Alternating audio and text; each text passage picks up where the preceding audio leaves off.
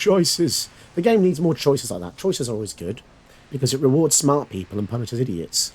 And that is my favourite kind of magic. Punishing silly people. Because I've put the work in. Now it's your chance to put the work in. Oh, so now they can't actually ever synergize in the emote for a long time. Okay, so it's a pretty special occasion. They've got the new Ixalan set out now, but also they've introduced 4 of the brand new commander cards as well. They don't normally do this. So Admiral back at Brass is now the Unsinkable, amazing card that can resurrect pirates beginning of your combat step. Really powerful, and let's see how effective we can be as a self-mill pirate aggro reanimation deck. Let's go. Okay, got some really cool cards to start the game with. Facing the brand new Ixalan, Deepest Growth. So just take a look at that in a moment. Probably need the land on top, that's great. So whenever it does damage to a player, reveal that many cards on top of the library. Put a creature or land from them into play. That is crazily good. Very, very strong. Hopefully we can stop it before it kills us. Yeah, give a Tomb Robber here. Quite an innocuous card. Just pay 1 to explore, so look at the top card of your deck, and then put it in your hand if it's a land or graveyard. If not, synergizes super well with Admiral Beckett Brass here. And I do feel pretty safe because Mono Green doesn't have too much good removal versus creatures unless they have their own creatures. They're also pretty good against flyers, but luckily for us, we don't have to worry about that yet. And we did get a pirate in the graveyard, which means she gets to resurrect 1. And it has finality, so it means if it would leave the battlefield, it would be exiled instead. Kind of busted, this card. I think she's frigging insanely good. When we look at the position we're already in, the only issue is putting more pirates into our graveyard. So let's name pirates with the Vanquisher's Banner, which is an integral part of any tribal synergy here, or should I say typal synergy. And they're already down to 9, just proving how strong a simple Anthem effect can really be. Abundant Harvest, looking for land. I don't know what they could actually get that would really save them. It's going to have to be a big threat, something with Death Touch.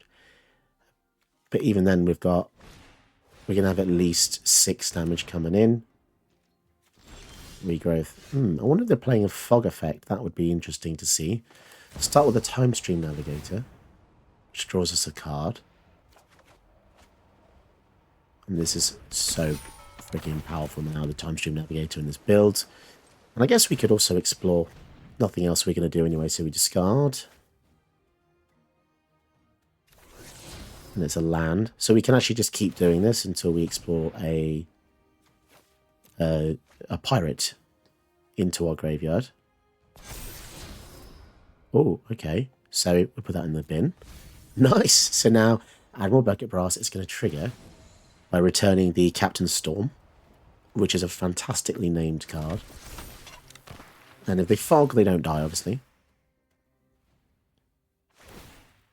So they're going to put into the battlefield any creature.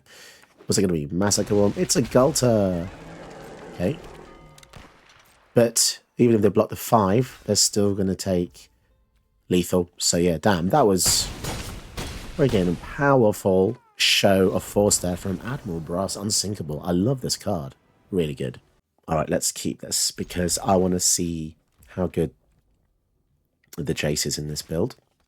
The reason I put the Jace in is because I wanted to have an element of self-mill, which is a pretty nuanced part of Magic. You don't normally see self-mill decks, namely because they're just a bit unreliable. Having to put stuff into your graveyard just doesn't feel so great. Oh my goodness. Get rid of the Mystical Dispute. They're very counter-heavy. And they're probably going to get out the Fairy Duelist. They can't counter anything else just yet. because they've got a 3-mana counter spell, but Fairy Duelist coming out. That's interesting that they chose to do that there. Because if they waited till end step, Jace wouldn't be able to target. But now I'm just going to give it minus power. So, yeah, that's interesting. So now they've got 3 mana up. They've got the Saruman's Trickery, or they could go for the Narset. No? Okay, they're going to choose to. Yeah, so the issue is now I think we need to draw. So we're going to mill ourselves. And we get a land. Yes, that's good. And there's no point playing anything here because they're just going to counter it with the Saruman's Trickery. And they're going to swing into Jace. Taking them down to 1. Yeah, control mirror. It's not a mirror, but... Oh, they're just going to... do that. Okay. Let's see if we can blow up the Cold Steel Heart. And then in our turn, we're going to go for the Elspeth's Nightmare. Take care of the Fairy Duelist, and in the following turn, kill something in their hand. So this is a pretty decent start. Very different game from the first. This is a lot more control-y. Bitter Blossom, right? So the fact they haven't hit their 4th land is just really screwing them up. Gix's Command. I think we kill the Tasha, because that is a scary card if we can't stop it. And funnily enough, we just play our own Tasha, which is kind of interesting. We could even resurrect the Duelist if we wanted, but I'm not too bothered about that. Let's go. Let's aim for the ultimate here. Give it your best shot, adventure. And also the Jace can slow the effect of the Bitter Blossom by giving one of them -3 power until next turn. So that will hopefully be able to protect the Tasha from losing her ultimate status here. Getting rid of the graveyard's fine. So yeah, the fact that they don't have enough lands is literally the only reason why they are struggling here. Don't try anything cheeky now. Yeah, let's just keep this going. Reduce their power on board. Again, they've got a counter spell, so we could just play something out and let it get countered, because Admiral Beckett Brass wants us to have pirates in the graveyard anyway, right? Okay, so they did actually mass auction that, so that was... I don't really think about that, but still fine. Still fine, because we're just going to blow up their whole field next turn. So we're not going to be able to ultimate with the Tasha, unfortunately. Again, lol to the fact that they've only got 3 land. Oh, yes, so... Oh, yeah, they didn't get... Wait, they didn't attack. They could have attacked with the Orc. I bet you think you're so heroic. Don't Select object to copy. Surgical Metamorph. I'm so confused. I guess this. Yeah, I think they messed up there by not taking Tasha, and the game just kind of glitched out there because it had a Surgical Metamorph. Now, if I recall correctly, so we can't see it, but Surgical Metamorph requires a target. Not a target, but it just needs to become a clone of anything when it comes in. But obviously they were holding priority there, and they quit the game because they didn't kill Tasha, and even if they did, we probably would have won anyway, to be honest, because we have 2 board wipes. But yes, that was pretty fun to kill a control deck. It really was. It's really difficult to say no to this hand because we've got the Dark Ritual, so I think we will just keep her here. It's Jace again. Alright, let's see if we can win the game with Jace. Such a cool card. Even though he's evil. Secretly, I like the evil. I like the evil decks. Not really secret anymore, is it? Pretty sure that secret's long out of the bag. Oh, I can't play blue. Okay, that's fine. Yep. Although, wait, it's blue and 2 life. Yeah, that's cool. Right, so we want to mill ourselves. Feels counterintuitive, but oh, Ragavan. To be fair though, That Ragavan would not have been castable, given our current hand. Aragon. Okay. So I think we want to go for the red source for the vote. It doesn't really actually make a difference here, to be honest, the order in which we do this. But yes, the Fabled Passage coming in handy. One of the few fetch lands I actually like. And that's just because I'm very picky with which I like. Obviously, the fetch lands aren't in the game, all the different colours, so that's the closest to the fetch lands we're going to get. But even if they were, I don't know if I'd use them. Just searching your deck is so horribly boring. It's something people don't really mention. Searching and shuffling, especially to a lot of new players, they don't really know what to do. Lyra, I think we are going to blow up their field. We don't have double black, which is concerning. Yes, that is quite annoying, actually. Huh, -3. So, do we just Culligan's command here as well? Do they really want to...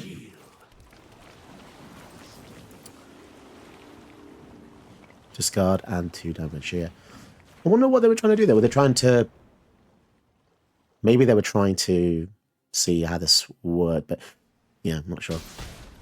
We'll see. So if Aragorn comes down... Yeah, we'll attack, because we've got Menace.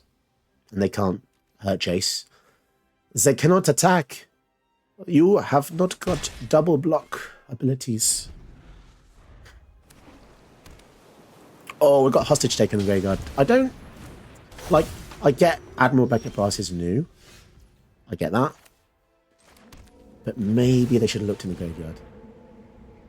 Because we're just going to gain control of Aragorn here. It's so cheeky.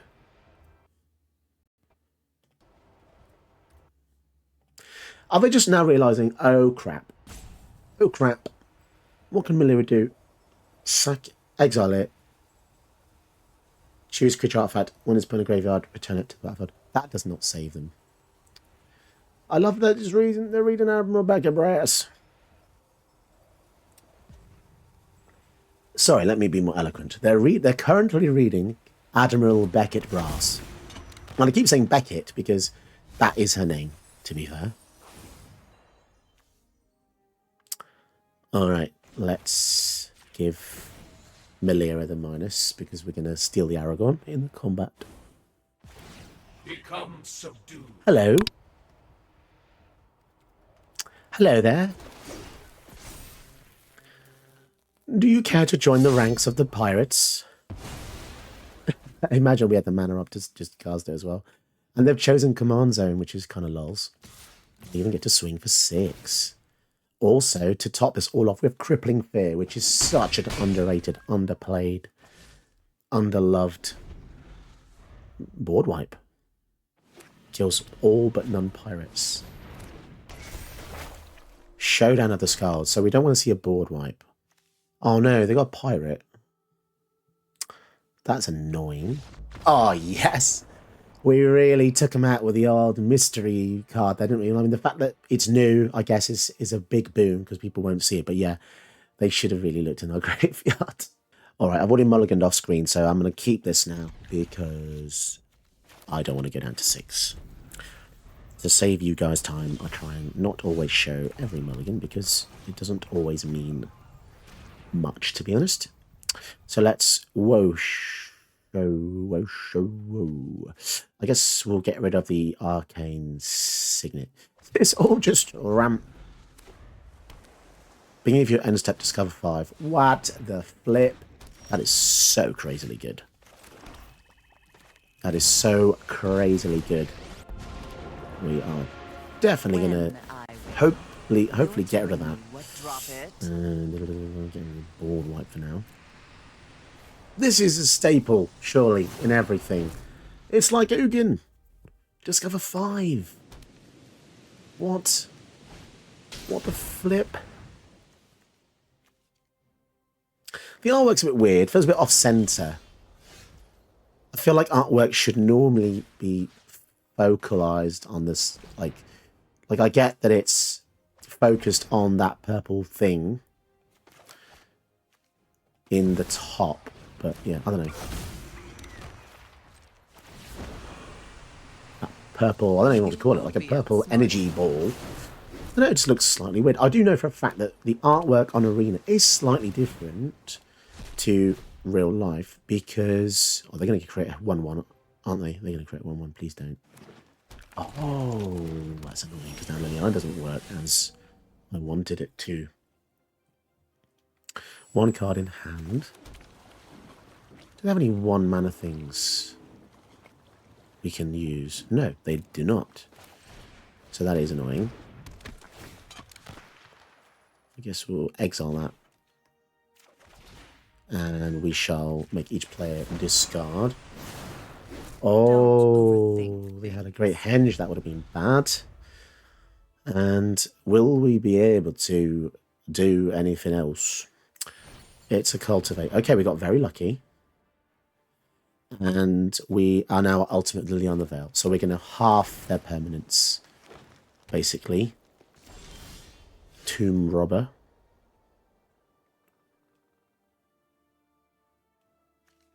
Should we halve their permanents? That's the question. I think so. So we're going to have to put them in 2 piles. Now, this is interesting. 2 piles now. How clever am I going to be? So the 1s and 2s. Normally, I'm the one who chooses who lives and who Okay, dies. so we can leave them... Well, the lands are definitely going to be separate. So that's divided sort of evenly.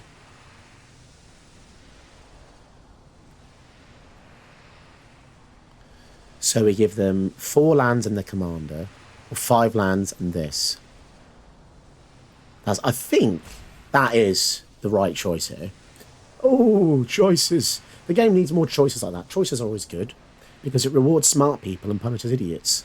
And that is my favourite kind of magic, punishing silly people. Because I've put the work in. Now it's your chance to put the work in. Oh, so now they can't actually ever synergize in the motif for a long time. And also, we could make it interesting and attack and see what they do. So if they block, they...